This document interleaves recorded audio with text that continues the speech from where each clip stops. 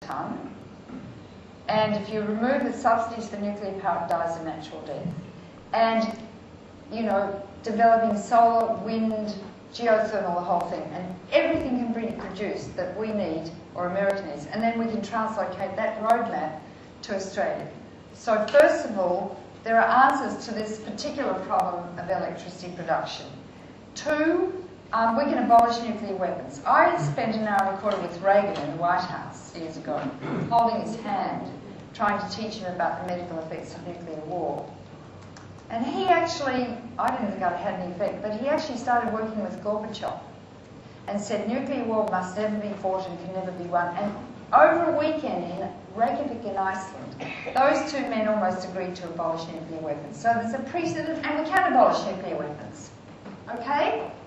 Now the third thing is we've got to turn Australia into a nuclear-free country. That means no uranium mining, no nuclear power, and remove 34 US bases, which are all targeted by the Russian nuclear weapons. Kick out the Yanks. We don't need them. They're dangerous. We're playing enablers to their nuclear addiction. Do you know what an enabler is? Yeah. I'll tell you if you don't know. If your father's an alcoholic, you know, you tend to be involved and you hide his, you know, empty bottles and stuff. That's enabling his addiction. So if you say, look, Dad, I really love you and I'm sick of you being an alcoholic and I'm taking you to a drying out centre, that's tough love. But that means you're stopping an enabler. And that's what we need to do to the Americans instead of following in their wake, the way our politicians do. So we can abolish nuclear weapons, we can become nuclear free, and we must stop uranium mining. And that's a lot of work. But you know what? It's possible. It's absolutely possible. I led a movement in America, one single person, a woman and an alien, to end the nuclear arms race. And I led the movement. You can do anything if you want to, and you care enough. So we can generate all the energy we need without making CO2 or nuclear. We can make Australia nuclear free, and we can abolish these things. So it's exciting, yeah. How do you get rid of all the nuclear weapons? It's a good question. What do you do with it? Well, you undo them. It's called decommissioning, and they're undoing them in a place called Pantex in Texas, and they've got them in gravel gerties. They're sort of big gravel igloos with all these uranium pits stacked so they don't reach critical mass. What do you do with the plutonium? Once it's made, it's made. 500,000 years. And that's why they say, oh, it's good to have nuclear power in Australia because we're a stable society. But we're talking about time that we've never thought about before. You know, Jesus lived 2,000 years ago, which we think is antiquity, and he didn't even speak English. No one did. It wasn't developed. And we're talking about 500,000 years. What we've got to do is develop the capacity to extrapolate and expand our thinking for all future generations. But it's a good question. Yeah? What about using the state policies? The Western Australian is totally against it. He's excellent, Carpenter. Yep. Most of the people in the eastern seaboard would never know about it. No. Well, what about you going to see Yema? And I'll come with you. You make an appointment. I think he's a nice man. You know, he changes his baby's napkins before he goes to work and stuff. I think he's a man with a heart. But if you make an appointment, I'll come with you. I've got cards I can give out at the end when I'm signing your books. It's a deal? Good. Yeah. My neighbour, family lives close to Lucas Heights. Now, they were talking to me about the water that comes from the nuclear reactor there. And they were saying that there's a thick sludge there and that all the crabs around that area are actually mutated. Was that in the Georges River? I don't know. I don't know. I mean, that's basically what they've said.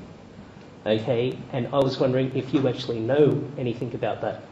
Well, I'd like to see the crabs, and you could ask him to collect them, please, so that we can A, test them to see what radioactive materials they have in them, and B, are they mutated from a biological perspective, and that's very powerful.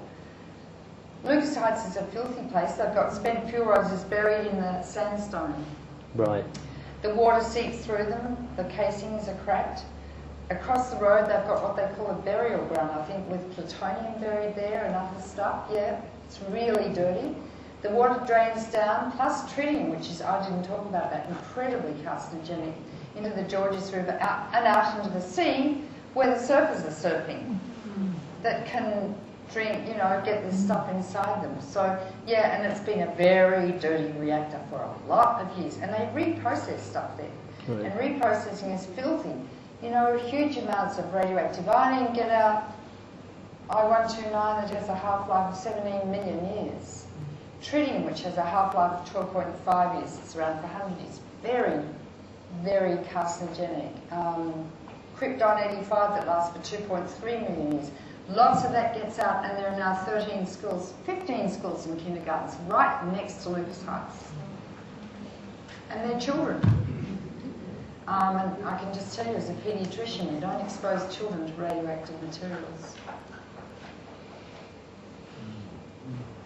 Yeah. Anything on the military industrial complex, which you pointed to Bush, I think wasn't Harry explaining about that with you. What are you saying about the railway one? You said that was an energy record. or a spin-off from the military industrial complex.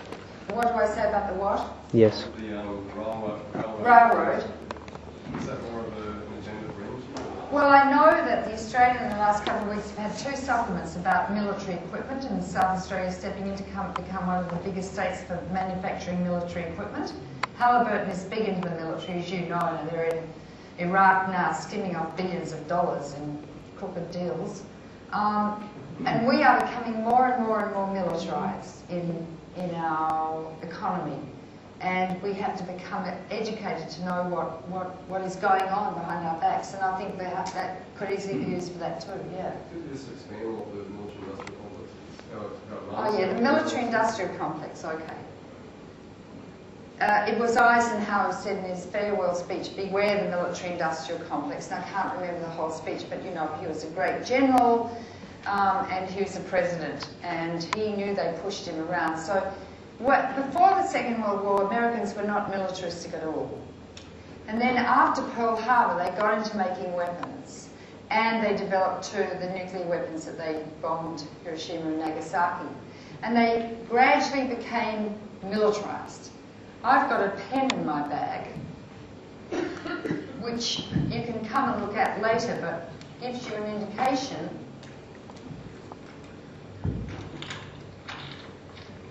If I can find it. I think that pen you've been using is a permanent marker. I didn't bring it with me. Most of the spending in America, here it is. It's a funny pen, and you won't see it much from there, but see that big red line? That's the money America spends on the military per year. I'll just read it out to you. It's the Pentagon. 401 billion. It's actually up to 600 billion now. The next one is children's health. The next one is education. The next one is Head Start. That's a program to educate children. So that's America in one quick flash. If you turn it over, this is the military spending globally per year of the US and its allies. This is Russia, just a little bit. This is China, and this is the axis of evil. That's Korea, North Korea, Iran, and Iraq. So what's happened to America over the years is that the military corporations have become so powerful, they've totally taken over the economy. And they actually steal the taxpayers' money, because most of the money they get for the weapons comes from the taxpayers. That's why America has no free medical care system. That's why 43 million people have no health insurance and they die in hospital parking lots of diabetic coma. I see them, I know. I mean, I practice medicine there. People can't afford antibiotics for their dying children. And I practiced at Harvard Medical School. So now these corporations